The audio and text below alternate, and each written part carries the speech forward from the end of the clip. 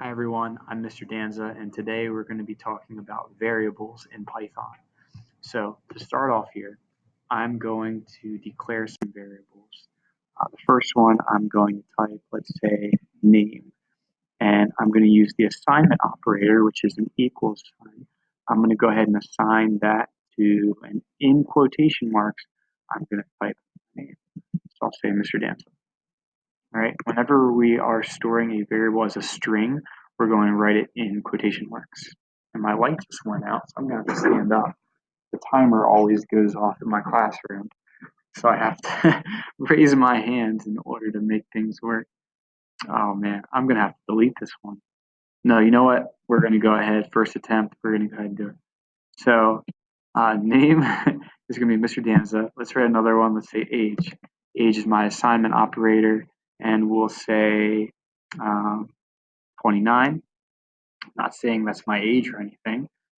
So whenever we are typing any sort of integer or float or any other variable, including a number, um, sometimes it's best to store it as an integer and not put it as a string. If I store it as a string, I'm not able to manipulate it later, and I'm not able to add or subtract anything to it or multiply any sort of mathematical operation. So I'm going to leave it as an integer, and we'll later store it, or we'll later change it to a string. So we'll see in a second. And then let's say fave color. All right, and I'll say my favorite color is blue.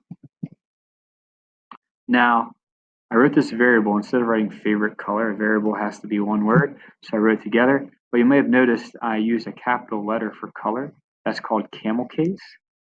Just like you have uppercase and you have lowercase, camel case, you have lower, lower, lower, and then the little hump like a camel for the new letter or for the new word. So that's camel case. And then moving on from here, let's go ahead and let's use these variables. So if I wanted to say, I'm going to use a print statement. So we're going to print to our output terminal on the right here, black screen, and we'll say my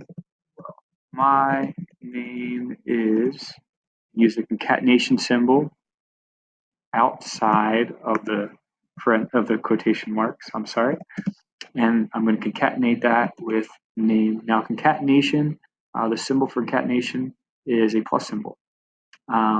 Now, whenever I am combining different strings together, I use the concatenation symbol, and I made sure to add a space before the name to get the right answer. So we'll then say print I am, and then add the concatenation symbol I am age years old, and exclamation mark there to show you how old I am. And what I'm going to do is I'm going to change this. See, notice how when I click on age here, it automatically looks at 29, and it wants to print 29, but 29 isn't stored as a string, so I'm going to have to convert it to a string. The way I convert it to a string is I put parentheses around it and I add str in front. That should be able to convert it to a string.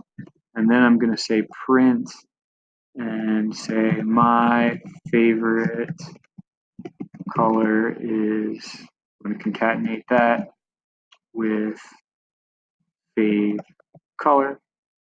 And what variables allow you to do is it allows you to use them over and over and over throughout the program. So I can say something like print name plus age plus fave color. And I can reuse these variables over and over and over again. They're stored values that can change if we manipulate them. But right now, we're initializing them at the top and then using it throughout the program. So let's go ahead and run this code. Let's see what happens. And it's going to have an error here. I know because I didn't convert this to a string.